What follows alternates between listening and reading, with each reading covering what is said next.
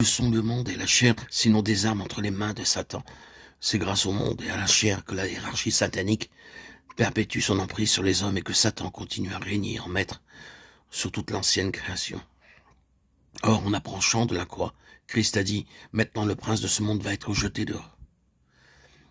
Considérant rétrospectivement l'œuvre du calvaire, Paul plus tard dira que par la croix, Christ a dépouillé les dominations et les autorités et, en triomphant d'elles, les a victorieusement données en spectacle.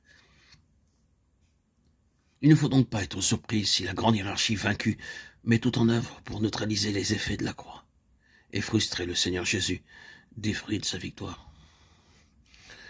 Elle y travaille de diverses manières. Grâce à ces insinuations, le message de la croix est présenté sous de toute autre couleur. On laissera tonner contre le monde, mais on fera rentrer par la porte de derrière ses méthodes, ses ressources, son esprit, qui absorberont comme des sangsues la vitalité spirituelle de l'Église.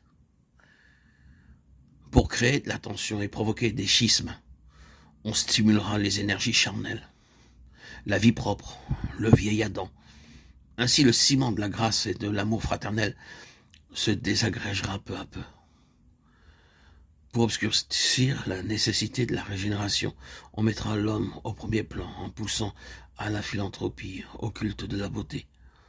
On encensera en temps et hors de temps l'héroïsme, le talent, la morale naturelle. Tout cela est l'œuvre de Satan. Il faut le dire, la réputation, le prestige, ce penchant inné de l'homme à voir grand, à vouloir augmenter sa clientèle et réussir selon le monde, sont choses contraires à l'esprit de Christ.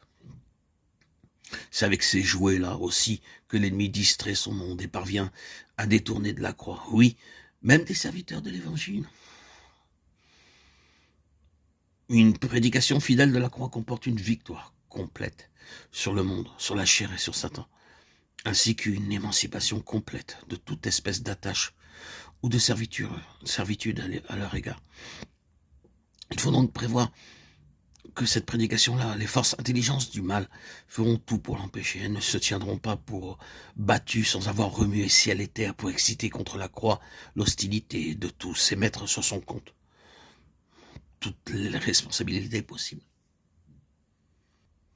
La vie divine dans sa plénitude, l'expérience de la victoire, la collaboration effective avec celui qui est assis sur le trône, l'honneur de réaliser avec lui ses plans éternels, seront nôtres dans la mesure seulement où nous lierons notre cause à celle de la croix, en nous identifiant sans réserve avec le sens profond que la parole de Dieu lui donne. J'ai été crucifié avec Christ. Désormais, ce n'est plus moi, c'est Christ. Ils l'ont vaincu à cause du sang de l'agneau et à cause de la parole de leur témoignage. Et ils n'ont pas aimé leur vie, mais ils l'ont exposé à la mort.